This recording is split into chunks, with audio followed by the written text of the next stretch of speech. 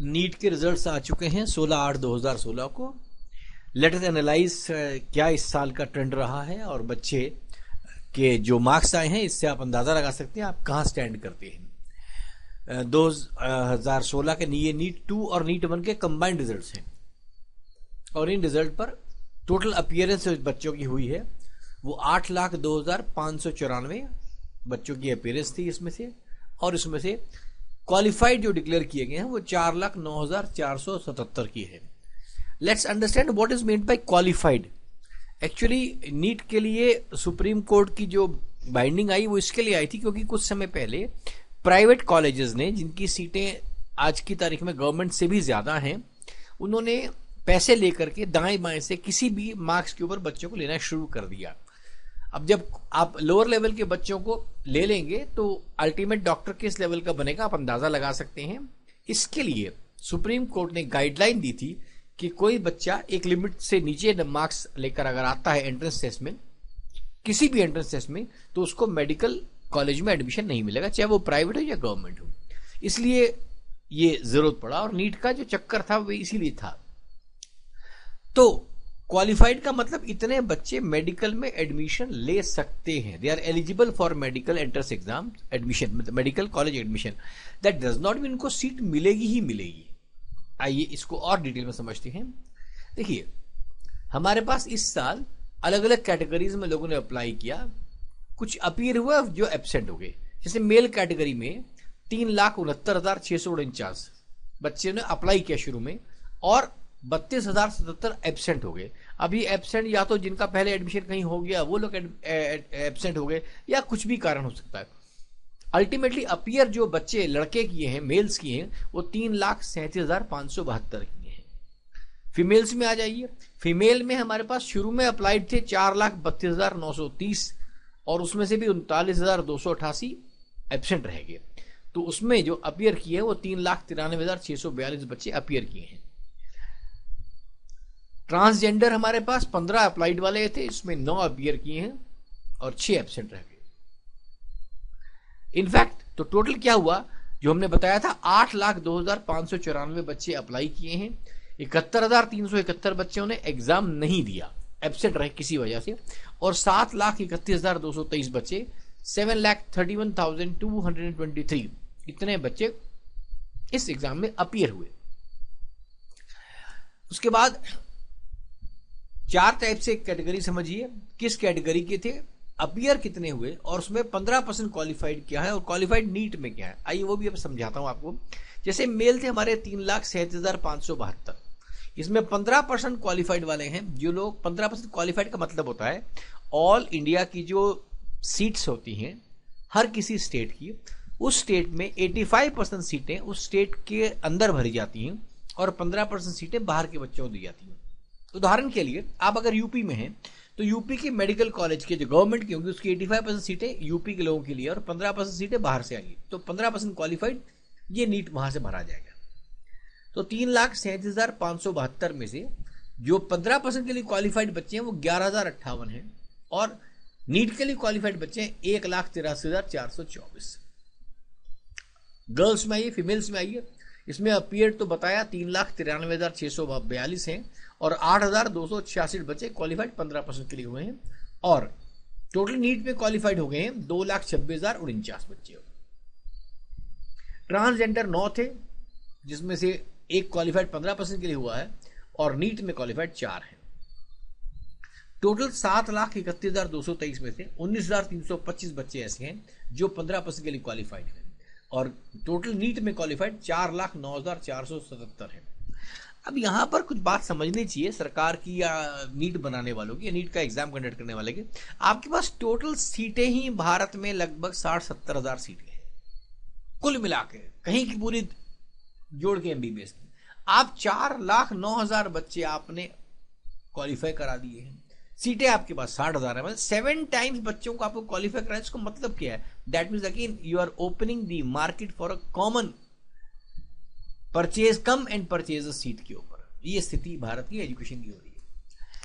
और समझिए ये अलग अलग कैटेगरीज के हैं। जनरल कैटेगरीज के अंदर जनरल पीएच का मतलब होता है फिजिकली हैंडीकैप्ड, ओबीसी आते हैं, फिर ओबीसी के लिए physical handicap, schedule caste, schedule caste में फिजिकली हैंडीकैप्ड, शेड्यूल ट्राइब और शेड्यूल ट्राइब में फिजिकली हैंडीकैप्ड।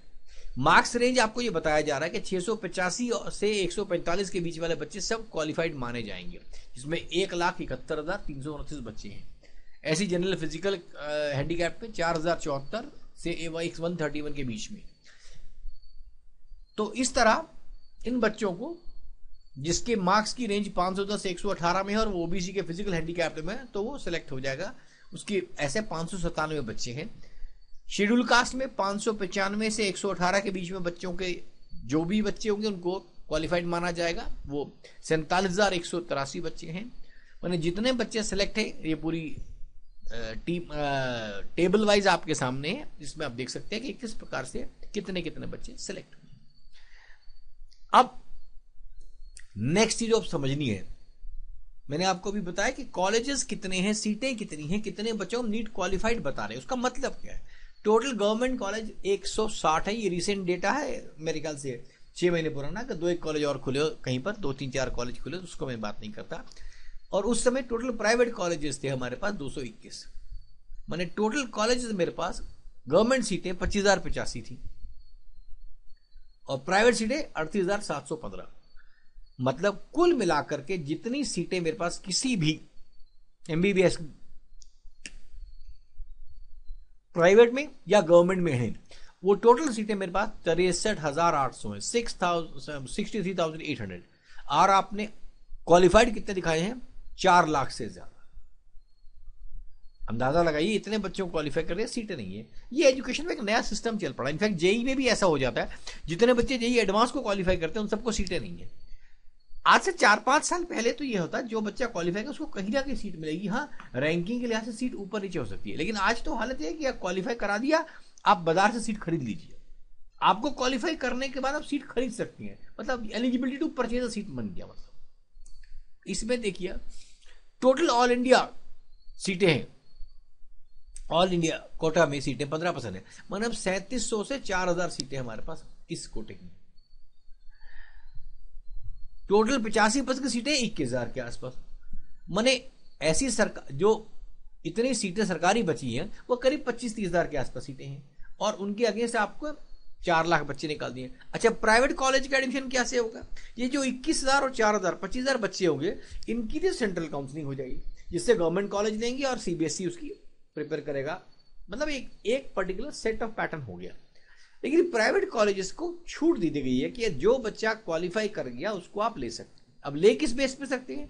आप अपनी मेरिट बनाइए। अब आप सब समझ सकते हैं कि अपनी मेरिट बनाइए का मतलब होता है आप इनसे अंदर खाते में जो धंधा करवाना है करवा लीजिए, जितने पैसे आपको चाहिए।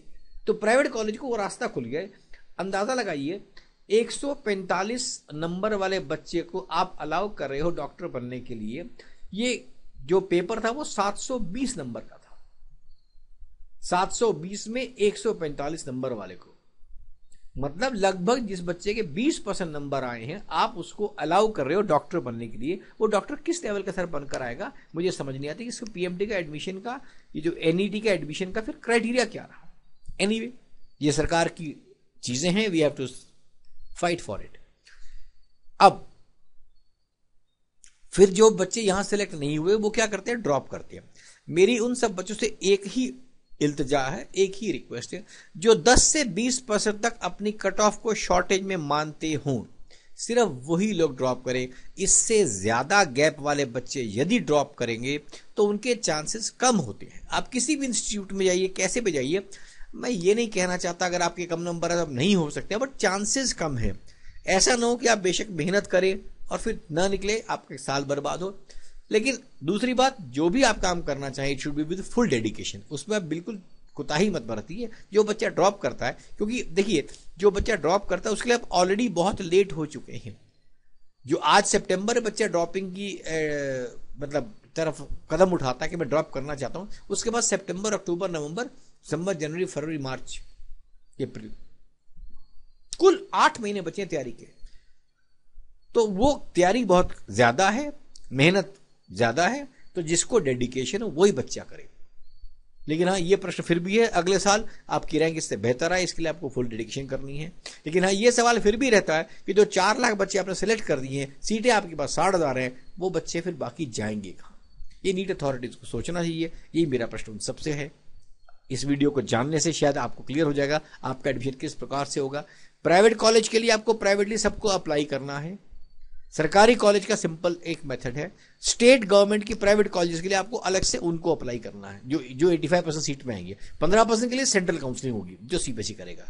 I hope it clarifies all the doubts. उसके अलावा कोई और हो, you can contact me at my email ID। Thank you.